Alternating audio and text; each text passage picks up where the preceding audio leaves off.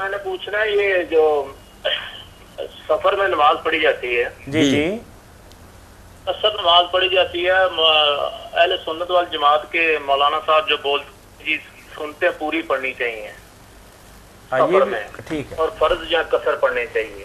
ٹھیک. تو اہل دین مولوی اہل حدیث والوں سے پوچھا تو انہوں نے بولا جی جو فرض اللہ نے معاف کیے ہیں تو سنتے کیوں نہیں معاف؟ بات جو ہے نا، چلو آپ نے پوچھ لیا، بسم اللہ آپ نے پوچھا. معاملہ یہ ہے سنت کیا ہے، حدیث کیا، سب مسلمان یہ بھائین، یہ سب کو پتہ ہے کہ اللہ کے رسول علیہ السلام نے سوائے 2 فجر کی سنتوں کی اور جو وتر ہے نا عشاء کے، ان کے علاوہ کسی سنت کی پابندی نہیں کی سفر میں. یہ ابن عمر رضی اللہ نے کہا میں نے رسول اللہ کے ساتھ سفر کیے، حضرت ابو بکر عمر کے، کوئی دور کی نماز 2 فرضوں سے پہلے نہ پیچھے کچھ نہیں پڑتا.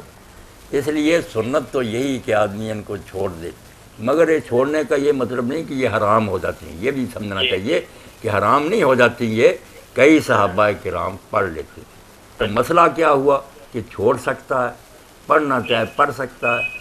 امام ابو حنیفہ رحمۃ اللہ نے جو بات کہی نا، وہ نہیں جو مولوی حضرات نے آپ کو بتائی، وہ کہیں کہ اگر تو سفر جاری ہے، آپ جا ہی رہے ہیں اسلام آباد کو یا مکہ، راستے میں نہ پڑھیں، پھر وہ بھی کہتے ہیں کہ نہ پڑھو، پھر نہ پڑھنا بہتر ہے. اور اگر آپ کسی جگہ ٹھہر گئے تو وہاں اگر آپ کو آرام میسر ہے، آپ نماز پڑھنے جاتے ہیں جماعت کے ساتھ یہ طرح، تو جب آپ سفر کر نہیں رہے، رکے ہوئے کہیں، تو پڑھنے یہ نہیں کہ ضرورت پڑے، وہ کہتے ہیں پڑھ لینا بہتر ہے. چلتے ہوئے چھوڑنا بہتر ہے، کسی جگہ رکے ہوئے تو پڑھ لینا بہتر. صرف اتنی بات کہی تھی انہوں نے، یہ نہیں کہ اہل سنت نے یہ کہا تھا کہ سنتیں چھوڑنی نہیں، کوئی نہیں یہ کہتا. فقہ کی کتاب میں لکھے امام ابو حنیفہ کا مطلب ہے کہ دوران سفر چھوڑ دینا بہتر ہے، کسی جگہ قیام ہو تو پھر پڑھ لینا بہتر، ورنہ ضروری نہیں. ضروری 2 سنتیں فجر کی اور وتر ہیں جو آپ نے ترک نہیں کیے، باقی اگر وہ نہیں پڑھتا تو چھوڑ سکتا، پڑھ لے تو گناہ بھی کوئی نہیں. جی مولانا شادی بیاہ کے حوالے سے بھائی کا ایک سوال ہے کہ آج کل شادی بیاہ کے حوالے سے مہندی یا دیگر رسومات جو ادا کی جاتی ہیں، کیا قرآن و سنت کی روشنی میں ان کے جواز کی کوئی شکل ہے؟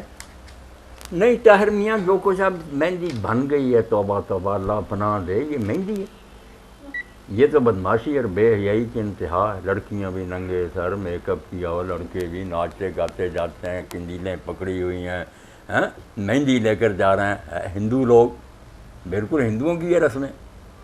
وہ تو ٹھیک ہے کہ جس بچی کی شادی ہونی تھی اس کے ہاتھ رنگ دیتے تھے لوگ، گھر میں بیٹھے کوئی بات نہیں. وہ حجام جو ہوتے تھے، نائی ان کی نینیں، ان کا کام ہوتا تھا کہ وہ تیار کرتی تھی دلہن. تو وہی بیوٹی پارلر تھا اس وقت کہ اس کو خوشبو لگاتی تھی، بٹنا مرتی تھی. چلو گھر کی بات تھی، شرم ہو جا کی، صرف ہاتھوں کو مہندی. اس طرح ہوتا تھا کہ ہجوم جا رہا، مہندی لے جا رہے ہیں، وہ ادھر لے جا رہے ہیں.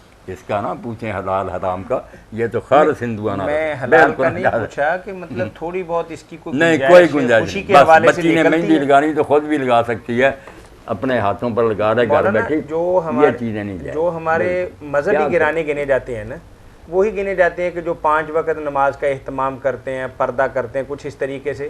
تو آج کل ان کی بھی صورتحال یہ ہے کہ اپنی بیٹی کو بڑا بچا کے رکھتے ہیں، لیکن جب شادی کا دن آتا ہے تو اس کا گلا بھی، سینہ بھی اور لباس بھی کھول کے کیمرے والے کے سامنے رکھ دیتے ہیں کہ بھائی اسٹیج پر لا کے بتاتے ہیں، دولہا بھی بیٹھا ہوا اور سب مرد، اور وہ سمجھتے ہیں کہ شادی کی تکمیل ہی نہیں ہوئی جب تک کیمرہ مین نہیں آئے گا، اور سارے مطلب دلہا سے پہلے تو وہ سارے کام وہ خود دیکھ لیتے ہیں. یہاں طاہر میاں اللہ المستقا ہی کہہ سکتے ہیں کہ اس صورت حال کی اللہ کے آگے ہی فریاد ہے نا کہ اس امت کو عقل دے.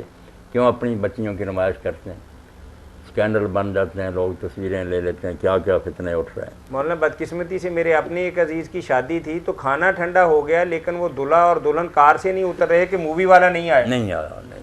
آدھا گھنٹہ اسی کھچ میں لگ گیا کہ وہ آئے گا، اتریں گے، تصویریں بنے گی تو پھر ہم لوگ کھانا کھا سکیں. فتنہ بن گیا. اب یہ خوشی نہیں رہی، بدماشی بن گئی. جزاکم اللہ خیر. مولانا اب مولانا صاحب سے پوچھنا جی، ساڈے گھر 3-4 مطلب فوتگیاں ہوئی ہیں نے. جی مطلب وہ جمعرات روٹی دینی ہے. ہاں وہ کہندے نے لہدا دینی چاہیے یا کٹھی دینی چاہیے؟ بہت اچھی بات ہے. اب جمعرات کے دن تو آپ کو یاد آ جاتا کہ ہمارا آدمی فوت ہوا، اس کو بیچتے ہیں. باقی 6 دن وہ بیچارہ کس طرح گزارا کرتا ہے. آپ ان باتوں کو چھوڑیں، ہر روز یا اکٹھے کسی مسکین کو دے دیں کچھ، انشاءاللہ ثواب پہنچے گا. ان جھگڑوں میں کیا پڑے ہوئے ہیں, جو دے سکتے ہیں نا پہلے تو جو نہیں دے سکتے وہ اپنے بال بچے کو دیں. یہ نہیں کہ مولوی حضرات نے تنگ کیا ہوا کہ مرے ہوئے کو یاد کرو, مرا چلا گیا اللہ اس کو اپنے پاس سے رزق دے گا.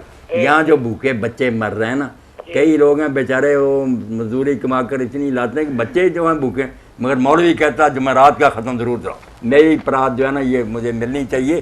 ایسی کوئی بات نہیں, آپ تھوڑا بہت خرچ کر سکتے ہیں کریں, نہیں کر سکتے بچوں کو پالیں اور اللہ سے ویسے مرنے والے کے لیے دعا کریں. اللہ کا فضل وسیع ہے, اللہ اس کو جنت میں اعلیٰ درجہ دے گا. جی جی. دوسرا مسئلہ میرا یہ ہے مولانا صاحب کہ وطر ایک رات میں کتنے ہیں, ایک یا 3؟ وطر ایک رات میں ایک ہی ہے. یہ جو ہے نا نقض الوطر کرتے کہ اگر شام کو پڑھ لیے تو پھر کہتے ہیں تہجد کے وقت اٹھے تو پھر ایک رکعت پہلے اکیلی پڑھے تاکہ اس وطر کے ساتھ یہ مل کر وہ وطر ٹوٹ جائے, پھر پڑھتے رہیں, بعد میں ایک وطر پھر پڑھیں. یہ 3 وطر ایک رات میں. اما عائشہ رضی اللہ عنہا نے جب سنا اور حضرت صاحب نے کہا لوگوں تم نے تو وطر کو مذاق بنا لیا, خود اللہ کے رسول نے فرمایا لا وطرانے فی لیلہ, ایک رات میں 2 وطر نہیں.